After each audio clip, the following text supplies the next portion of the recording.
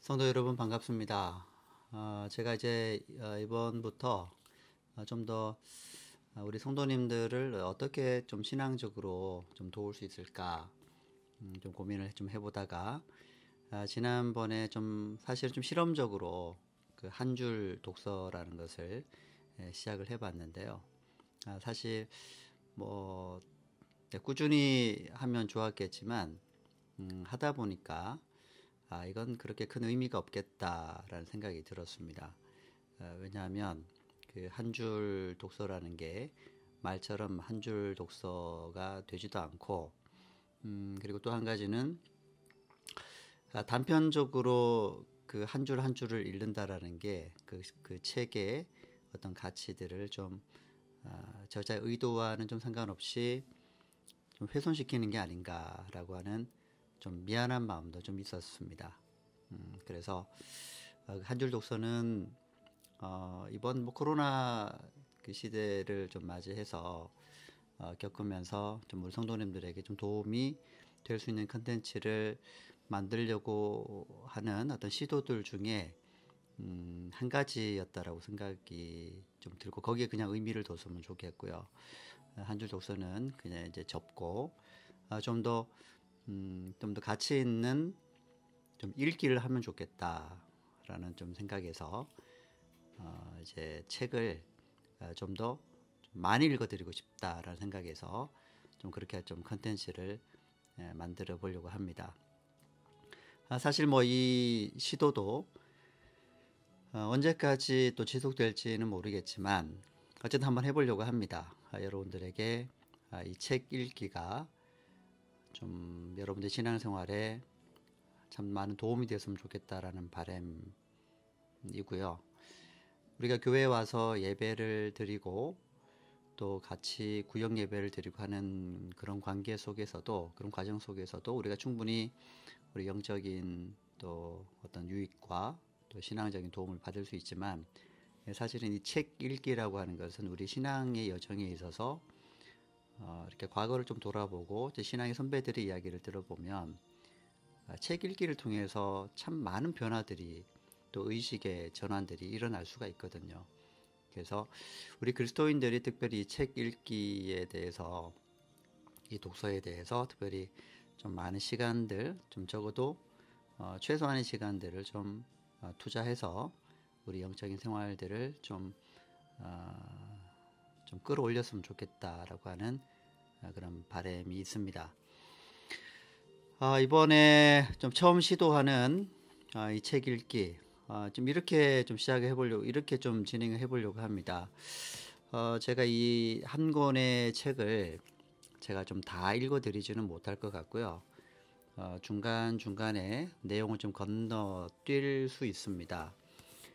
그렇지 않으면은 뭐 사실 이 책이 뭐 여러분들에게 제가 다 읽어 드리는 그냥 오디오북에 지나지 않을 것 같아서 그런 의도로 지금 만드는 건 아니고요. 그냥 제가 좀 좋은 책을 좀 선정해서 군데군데 좋은 내용들을 좀 쭉 읽어 내려가면서 뭐 중간중간 제가 저자의 의도라든지 이런 부분들이 코멘트할 부분들이 있다면 좀 잠깐 코멘트하고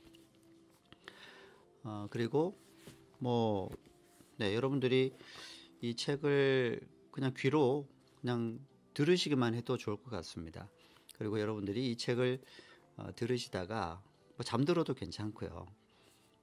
또 책을 또 이렇게 들으시면서 제가 읽는 걸 들으시면서 이 책은 좀 읽어보면 참 되게 괜찮겠다 싶으면 그냥 책을 좀 구입해서 읽어 보시면 제가 의도한 대로 의도한 것에 가장 가까운 그런 결과가 아닐까라는 생각을 해보게 됩니다.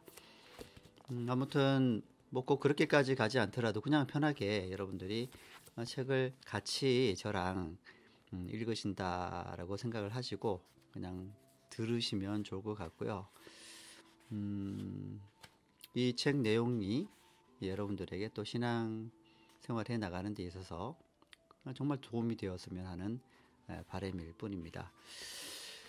이제 시작을 해보도록 하겠습니다. 서론이 너무 길었죠. 오늘 이제 첫 번째로 좀 읽어 나갈 책은 이진희 목사님의 광야를 살다.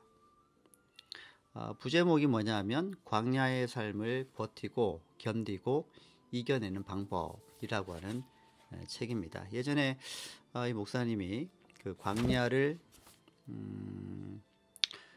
광야에 대한 책을 좀 많이 좀 우리 익숙한 책들을 좀 쓰셨습니다. 광야에 대한 부분에 대해서 이 목사님이 좀 우리에게 좀 신선한 어떤 그런 그 의도를 가지고 또 우리가 접근할 수 있도록 좀 도움을 주는 광야에 관한 하는 참 이진희 목사님이 전문가가 아닌가라고 하는 생각이 들 정도로 참 좋은 책이라고 생각이 듭니다. 광야를 살다. 우리가 지금 살아가는 이 시대 자체가 어쩌면 이제 광야일 수 있죠. 그래서 이 광야의 삶을 어떻게 살 것인가에 대한 부분들을 함께 이 책을 통해서 좀 많은 도움을 받았으면 좋겠습니다. 혹시 이제 이 광야를 살다라고 하는 책 이전에 목사님이 출간한 그 이전의 책을 좀 보시고 싶으신 분들은 광야를 읽다라고 하는 책을 구입해서 보셔도 좋을 것 같습니다. 이 책의 뒷표지편에 보면 이런 내용이 있습니다. 이 부분을 잠깐 한번 읽어 드릴게요. 당신이 광야를 걸어갈 때 하나님이 그 길에 로뎀 나무가 되어 주십니다. 당신이 광야를 살아갈 때 하나님은 그 삶의 오아시스가 되어 주십니다. 하나님과 함께 하는 광야 인생, 그 삶을 축복합니다. 그냥 이것만 읽어도 그냥 이 책을 다 읽은 것 같죠.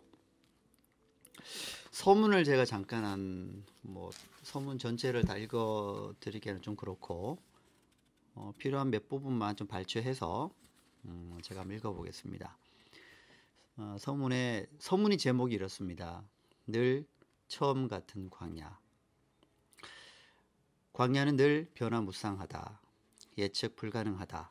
같은 광야를 지나지만 어제의 광야가 아니다. 늘 지났던 익숙한 광야지만 언제나 처음 지나는 광야처럼 느껴진다. 생소하다. 한 번도 지나본 적이 없는 곳처럼 느껴진다. 모세는 미디안 광야 40년을 통해서 광야 전문가가 되었다. 광야를 손바닥 보듯 빤하게 다 알게 되었다. 출애굽할 때 모세는 바로 그 광야를 지났다. 그러나 그렇다고 해서 첫 번째 광야보다 수월하게 지난 것은 아니었다. 모세가 얼마나 힘들었으면 하나님에게 죽기를 간구했겠는가. 어떤 광야를 지나든 광야는 다 어렵다. 쉬운 광야 같은 것은 없다. 살아오면서 수많은 광야를 지나 이제는 익숙해질 만도 한데 그런데도 언제나 처음 지나는 것처럼 어렵고 두렵고 생소하게 느껴지는 것이 인생의 광야다. 새로운 광야를 맞닥뜨릴 때마다 두려움이 앞선다. 이깟 광야 정도야 하고 여길 만도 한데 광야가 자신 있는 사람은 아무도 없을 것이다. 그래서 언제나 광야 앞에 서기만 하면 작아지는 우리의 모습을 보게 된다. 저도 사실 이 부분에 대해서 굉장히 좀 동의를 합니다. 이깟 광야 정도야 그렇게 여길 만도 한데 좀 자주 우리가 이제 경험하다 보면 근데 이 저자의 서문에서처럼 광야가 자신 있는 사람은 아무도 없는 것 같습니다. 광야를 만날 때마다 항상 작아지는 우리의 모습. 이 저자가 서문에서 잘 표현해낸 것 같습니다. 계속 한번 읽어드릴게요. 이 광야가 끝나면 저 광야를 만나고 저 광야가 끝나면 가나안에 들어갈 줄 알았는데 아직도 광야가 끝나지 않았음을 발견하게 된다. 광야 끝, 행복 시작을 기대했지만 지금도 우리는 광야를 지나고 있다. 광야는 나만 지나고 있는 것이 아니다. 누구나 다 광야를 살아내고 있다. 성경에 나오는 믿음의 인물들은 모두 광야를 살아낸 사람들이다. 위대한 믿음의 사람들 가운데 광야를 지나지 않은 사람은 한 명도 없다. 성경 인물들을 좀 이렇게 열거를 했습니다. 아브라함, 하갈, 요셉, 모세, 룻과 나오미, 다윗, 엘리야, 세례 요한, 예수님, 그리고 바울. 이들에게 공통점이 있다고 얘기를 합니다. 이들은 모두 광야에서 하나님을 만났다. 이들이 광야에서 살아남을 수 있었던 것은 100% 하나님의 은혜였다. 이들은 모두 광야가 만든 사람들이었다. 이들이 광야에 들어가게 된 사연은 저마다 다르다. 통과한 광야도 다르고 통과한 방법도 다르다. 광야가 끝난 뒤에 이야기도 다르다. 우리도 마찬가지다. 우리는 살아가면서 다양한 광야를 만나게 된다. 그런 것 같아요. 이 저자 서문에서처럼 다양한 광야를 만나는데 공통점이 있다는 거죠. 우리의 그 신앙의 믿음의 선배들이 지났던 그 광야에서처럼 우리도 그런 광야를 지날 때 하나님의 은혜로 잘 버텨낼 수 있고 또 믿음으로 버텨내고 견뎌내야 한다라는 거죠. 그런 차원에서 이 책을 그런 관점으로 좀 읽어 나가기를 바라는 마음을 이 선문에서 적어내고 있습니다. 전체적인 내용들을 살펴보기 전에 책 이제 목차를 보면 한 13개의 챕터 장으로 좀 나누어지는데요. 인물 중심입니다. 13명의 인물이라고 할 수 있겠네요. 가인에 대한 이야기, 또 아브라함의 이야기, 하갈, 요셉, 모세, 또 이스라엘 백성들, 그리고 룻과 나오미, 다윗, 또 엘리야, 포로기 때의 또 광야, 세례자 요한, 또 예수님의 광야, 또 바울의 광야, 이런 내용으로 책이 꾸며져 있습니다. 이 책을 좀 이렇게 읽어 나가 보려고 합니다. 오늘은 어디까지 읽을 수 있을지 모르겠는데 한번 일단 해보겠습니다. 첫 번째 인물이 이제 가인에 대한 얘기인데요. 이 제목이 가인의 광야, 쫓겨남의 광야. 하나님도 우리와 함께 광야로 나가신다. 이렇게 시작을 하고 있습니다.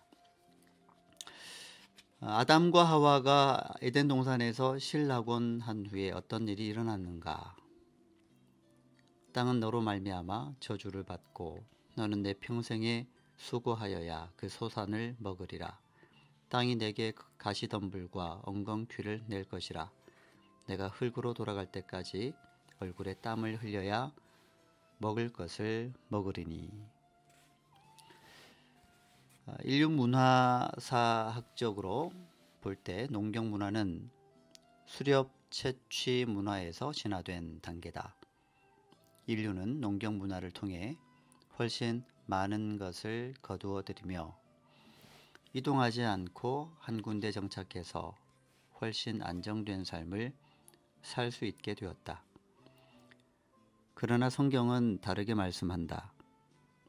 실낙원 이후 죄에 대한 징벌로 이마에 땀을 흘리며 씨를 뿌리고 경작하며 살아가게 되었다는 것이 성경의 관점이다. 아담과 하와가 지은 죄에 대한 형벌로 인간은 농사를 지어야만 살 수 있게 되었다. 그런데 문제는 농사를 지어야 할 땅이 저주를 받게 된 것이다. 그 저주받은 땅에서는 가시덤불과 엉겅퀴만 자랐다. 인간이 지은 죄 때문에 땅이 저주를 받아 못쓰게 된 것이다. 바로 광야가 된 것이다. 그 광야 같은 땅에서 인간은 땀 흘려 농사를 지어야만 했다. 더 이상 죄로 말미암아 에덴 동산에서 살지 못하고 광야에서 살아야만 했다. 광야가 삶의 터전이 된 것이다. 광야를 벗어날 수 없게 된 것이다. 이제 가인에 대한 이야기를 또 계속하고 있습니다. 가인은 농사를 짓는 사람이었다. 그런데 땅이 그가 흘린 피로 말미암아 더럽혀졌다. 그 결과 땅이 저주를 받게 되었다. 씨를 뿌려도 소산이 나지 않았다. 소산을 거둬도 얼마 되지 못했다. 아무리 수고하고 노력해도 소용이 없었다. 땅이 소산을 내주지 않는 것이었다. 성경에 제일 먼저 나오는 광야는 이와 같은 형벌의 장소다. 죄로 인해 땅이 저주를 받고 그 땅, 즉 광야에서 저주받은 삶을 살아가야 하는 것이 죄인된 우리에게 주어진 운명이라는 것이다.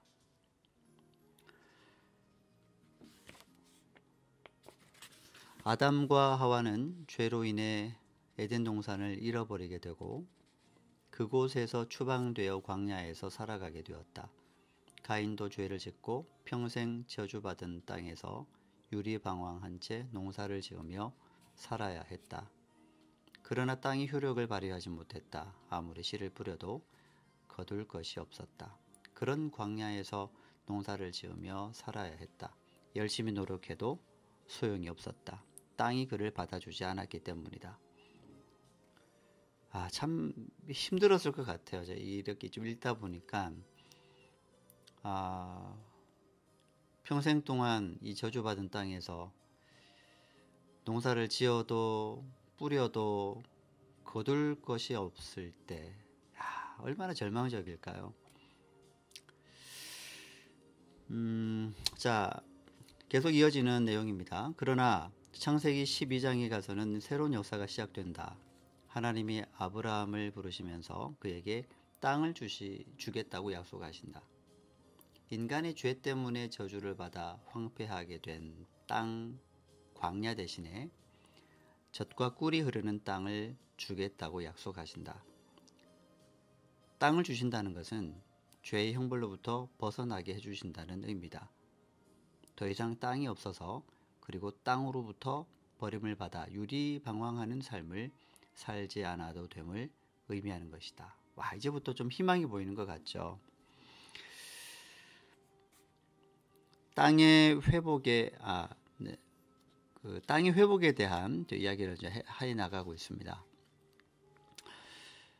땅의 회복에 대해 이사야 선지자는 이 부분이 좀 읽다 보니까 너무 좋더라고요.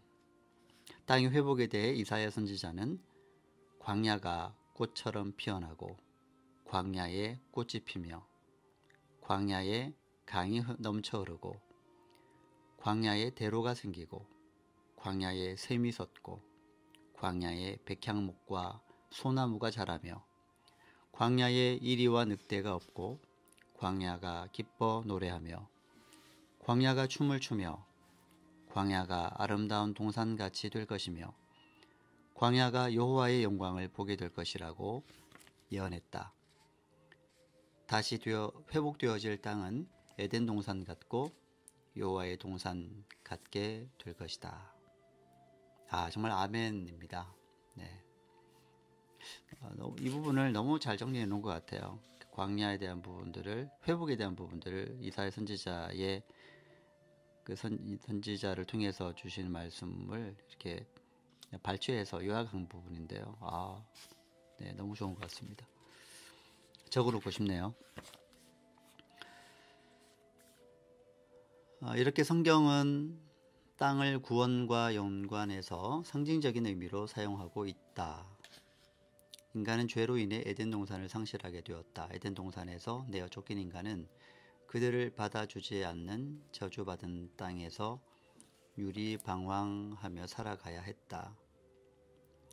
죄의 문제를 해결하지 않는 이상 인간은 광야를 벗어날 수 없다. 성경은 모든 죄악에서 정결하게 되는 날, 황폐한 이 땅이 에덴 동산같이 될 수 있다고 말씀한다. 땅이 회복될 수 있다는 것이다. 가인은 왜 도시를 건설했을까? 하나님 앞을 떠난 가인, 도시를 만들다 라고 하는 또 부제목을 가지고 이 챕터의 내용을 계속 이어갑니다. 그가 하나님을 떠나 더 이상 보호해 줄 자가 없었기 때문이다. 그러니까 가인이 왜 도시를 건설했을까에 대한 답이에요. 더군다나 그는 살인자가 아닌가. 그러니 생명의 위협을 항상 느끼며 살아갈 수밖에 없었을 것이다. 가정을 이룬 후에는 가족을 지키기 위해 성을 쌓고 그 안에서 살았던 것이다. 인류가 왜 도시를 만들었는가? 왜 성을 쌓고 살았는가? 외부의 적으로부터 스스로를 안전하게 지키기 위해서였다. 도시가 탄생한 가장 큰 이유는 바로 안전이었다. 이 도시가 생겨난 이유에 대해서 이 저자는 이 가인으로부터 그 근원을 좀 생각하고 있는데요. 이렇게 사실 그 유명한 그 신학자이면서도 또 철학자인 그 자크 엘룰 같은 경우도 이 도시에 대한 이야기를 할 때 가인의 이야기를 하죠. 성경에 나와 있는 이 도시가 시작될 수밖에 없는 이유에 대해서 그럼 괜찮은 그 해석이라고 좀 여겨집니다. 계속 이어지는 내용입니다. 하나님을 떠난 인간이 죄를 짓고 최초로 한 일은 도시를 건설하는 것이었다. 타락한 인간이 최초로 만든 것. 하나님을 떠나 더 이상 하나님의 보호를 받을 수 없게 된 인간이 스스로를 방어하기 위해 만든 것. 유리방황하던 가인이 더 이상 그렇게 살지 않기 위해 만든 것이 바로 도시다. 창세기에는 에덴 동산이 나온다. 그리고 거기서 쫓겨난 인간들이 살아가는 광야가 나온다. 그리고 그 광야에 인간들이 건설한 도시가 나온다. 첫 번째 건설한 도시는 에녹이었고 두 번째 건설한 도시는 바벨이었다. 광야는 하나님이 지으신 자연과 대치되는 개념이다. 그리고 또 하나의 대치되는 개념이 도시다. 하나님은 자연을 만드셨고 인간은 도시를 만들었다. 하나님은 인간을 만드셨고 인간은 도시를 만들었다. 그러면서 이제 최초로 그 세운 도시에 대해서 얘기하는데 가인이 만든 에녹성이라고 하는 거죠. 그러면서 가인의 후예들이 도시 문명을 발전시켜 나갔다라는 걸로 이제 계속 이야기를 이어나가고 있습니다. 우리는 흔히 하나님이 바벨탑을 무너뜨리셨다고 생각한다. 그러나 하나님은 바벨탑을 무너뜨리신 적이 없다. 여호와께서 거기서 그들을 온 지면에 흩으셨으므로 그들이 그 도시를 건설하기를 그쳤더라. 창세기 11장 8절 말씀이죠. 자, 그리고 어제 성경에 나오는 세 번째 도시 이야기를 하고 있습니다. 그 유명한 소돔과 고모라다. 첫 번째 도시는 노아의 방주로도 유명한 하나님의 홍수 심판으로 사라졌다. 두 번째 도시 바벨도 하나님에 의해 중단되었다. 그리고 세 번째 도시도 하나님의 진노의 심판을 받아 유황으로 멸망되고 말았다. 도시는 성경에서 죄의 상징으로 나타난다. 최초의 도시 자체가 하나님을 떠난 인간의 작품이었다. 바벨도 하나님에 대항해서 지어진 것이었다. 소돔과 고모라도 그 죄악이 하늘에까지 사무쳐 유황으로 심판을 받았다. 니느웨의 성을 무너뜨리려 하셨던 이유도 그들의 죄악 때문이었다. 쭉 이제 내용이 이어지다가요. 이제 가인의 후예들이 만든 도시 문화와 유목 문화에 대해서 또 이야기를 이어가고 있습니다. 요한계시록은 바벨론이라는 도시가 멸망당하고 하나님 나라가 임하는 것으로 끝을 맺는다. 그 도시는 음녀라고도 표현된다. 이런 도시를 이끌어가는 문화는 근본적으로 하나님을 부정하는 가인의 문화다. 가인의 후예들이 인류 최초 문명의 창시자들이었다. 가인이 하나님을 떠나 도시를 세우고 그의 후손들이 문명을 발전시켜 나갔듯이 지금도 인간은 하나님을 떠나 도시를 세우고 그들의 문화를 만들어 나가고 있다.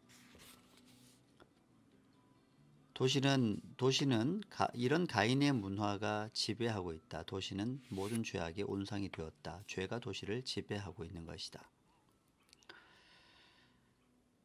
아담과 하와를 유혹한 사탄의 화신인 뱀은 아담과 하와와 함께 에덴 동산 밖으로 축출당했다.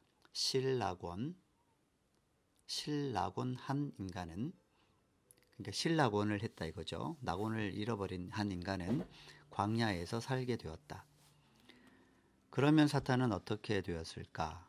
공생애를 시작하기 전 예수님은 성령의 강력한 이끌림에 따라 광야로 들어가셨다. 광야에 들어가니 누가 기다리고 있었는가? 사탄이었다. 사탄이 광야를 거점으로 삼고 있었던 것이다. 예수님은 그곳에서 사탄과의 한판 승부를 겨루셨다. 사탄은 이제 광야가 아니라 도시 한가운데에서 우리를 유혹하고 있다. 탐욕, 욕망, 욕정, 욕심, 세속주의, 물질주의, 개인주의, 소비주의, 향락주의의 유혹을 받으면서 우리는 사탄이 접수한 도시 한가운데에서 살아가고 있다. 창세기 12장이 시작되면서 하나님은 새로운 구원 역사를 이루기 위해 아브라함을 택하신다. 이 아브라함은 유목민이었다. 이삭, 야곱, 요셉도 광야에서 양을 치는 유목민이었다. 그들은 도시에 살지 않고 문명을 등진 채 광야에서 평생 양을 치며 살아갔다.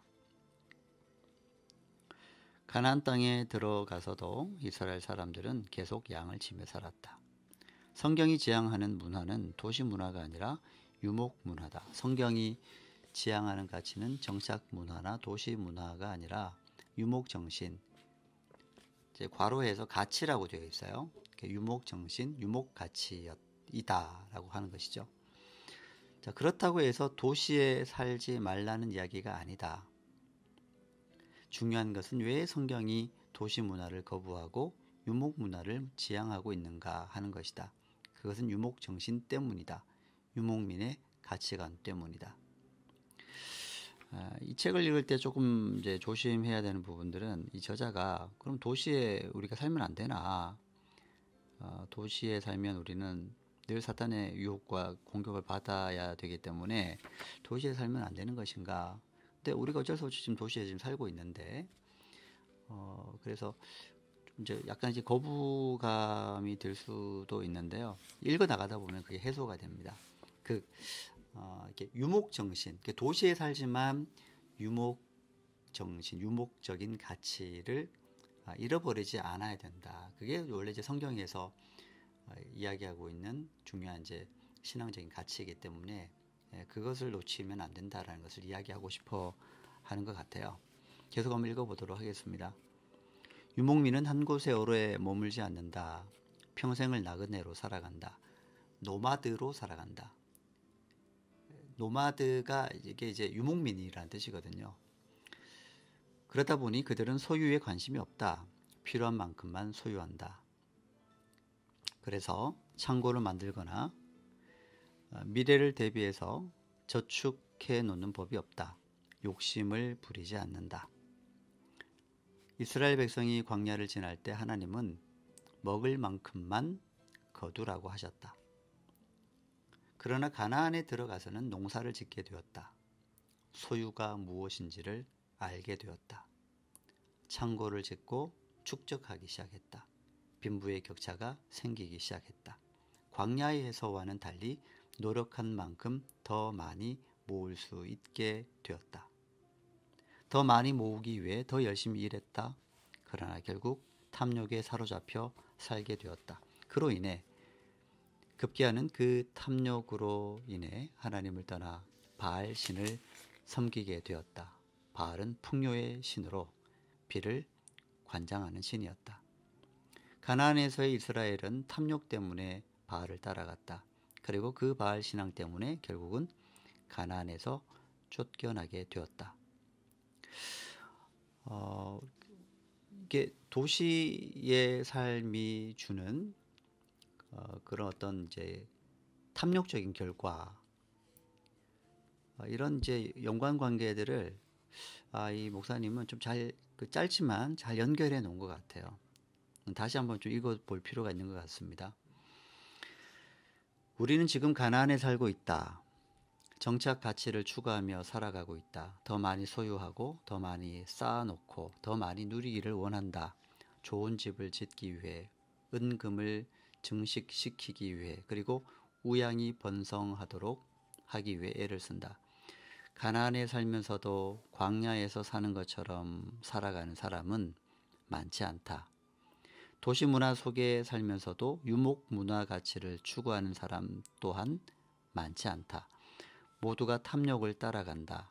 도시에 죄가 넘쳐나는 이유가 바로 여기에 있다. 성경은 그런 도시를 빨리 탈출하라고 요구하고 있다.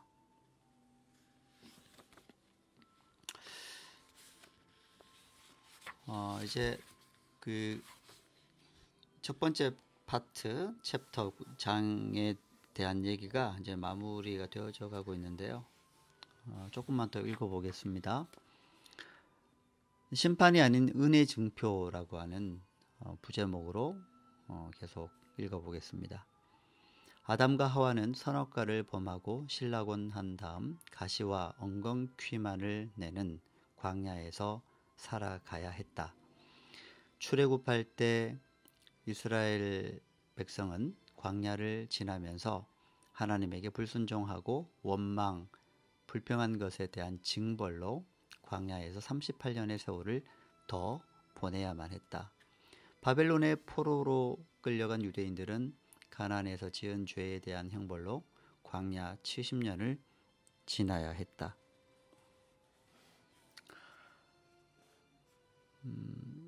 가인이 죄를 짓고 하나님으로부터 쫓겨나게 되었다. 광야로 들어가게 되었다. 이제 그는 누구의 보호도 받을 수 없게 되었다. 누가 언제 죽일지 모른다.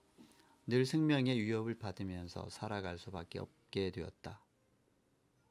가인은 하나님에게서 쫓겨나는 것보다 그가 죽임당하게 될 것을 두려워했다. 하나님은 그러한 가인에게 이렇게 약속하셨다.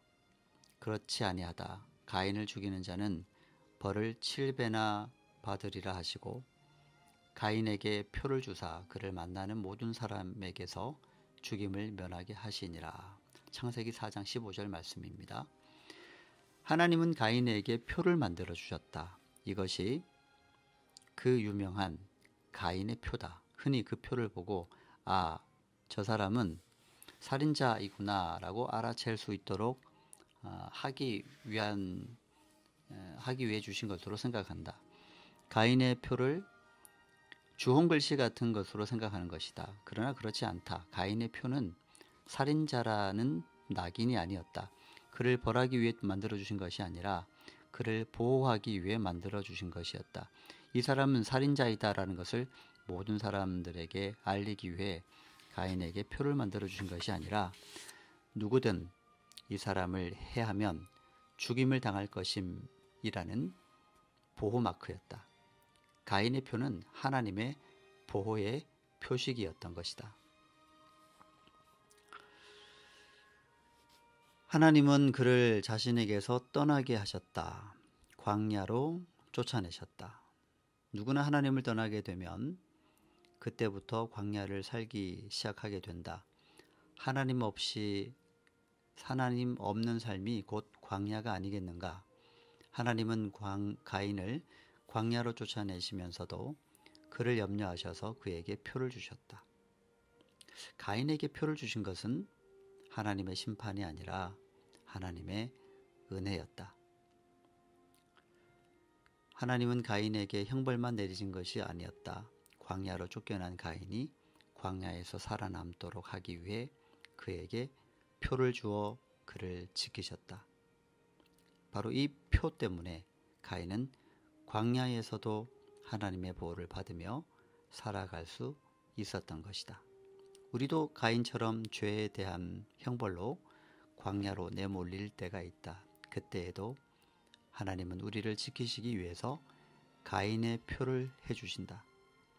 하나님이 주신 표 없이 광야에서 살아남을 수 있는 사람은 아무도 없다. 하나님은 가인 같은 사람에게도 표를 주시는 분이다. 은혜의 표를 주시는 것이다. 그것이 우리가 죄의 형벌로 인해 광야에 들어가게 되더라도 그 광야를 살아내고 견뎌낼 수 있는 은혜가 되는 것이다. 가인에 대한 이야기로 첫 번째 장을 이렇게 같이 한번 읽어보았습니다. 어떠셨는지 모르겠습니다.